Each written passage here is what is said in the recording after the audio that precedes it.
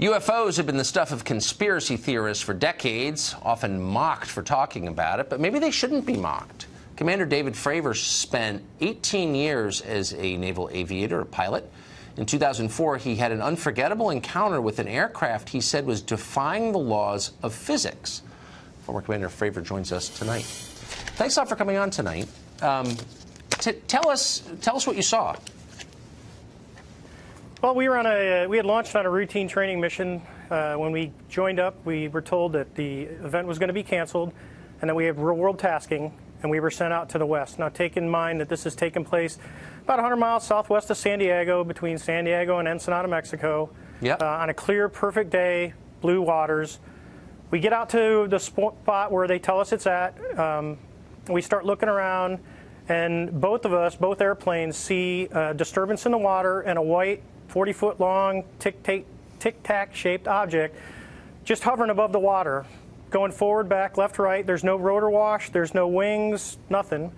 So as we drive around in a clockwise flow, we get to about the 9 o'clock position, and I said, well, I'm going to go down and check it out, and the other jet is going to stay high. So as we go down, when we get to the 12 o'clock position, it starts to mirror us. So it's in a clockwise flow, and it's on the opposite side of the circle from us. And we continue this. It's in a climb, we're in a descent. We're getting a great look at it. This whole thing takes about probably up to 5 minutes from the time we show up. I get over to the 8 o'clock position. It's at about the 2 o'clock position, and I decide I'm going to go and see what it is, and it's about 2,000 feet below me. And I cut across the circle, and as I get within about a half mile of it, it rapidly accelerates to the south in about 2 seconds and disappears. What would you estimate the speed? Oh, well above supersonic. It like a bullet out of a gun, it took off. So from what you know about aerodynamics, mechanics, physics, should this be possible, what you saw? Not with the technology that we have today. Not at all. Even now, even 13 years later, is there anything that you know of capable of this kind of behavior? No, there's nothing I know of. I mean, when we saw the video with the IR, it has no exhaust, no discernible things of anything form of propulsion.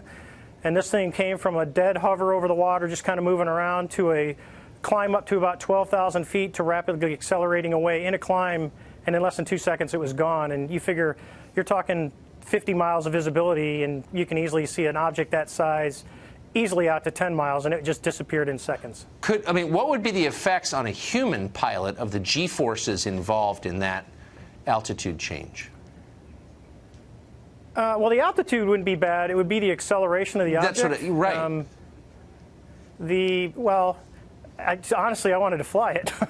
Yeah, but, I bet. Talking to some physicists, they don't think the human body could handle that kind of force with that acceleration. It doesn't sound like the human body could. So bottom line, what do you think this was? I believe, as do the other folks that were on the flight, that when we visually saw it, that it was something not from this world. When presumably you expressed that belief to your superiors, what did they say?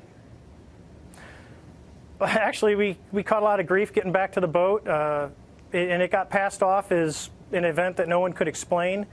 Now, keep in mind, they had been tracking these for 2 weeks prior to us seeing it, and this was the first time that manned airplanes had been airborne when the objects appeared.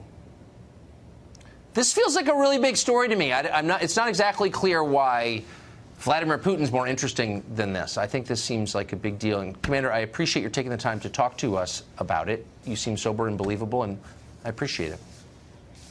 Well, thank you very much, Tucker. Thanks.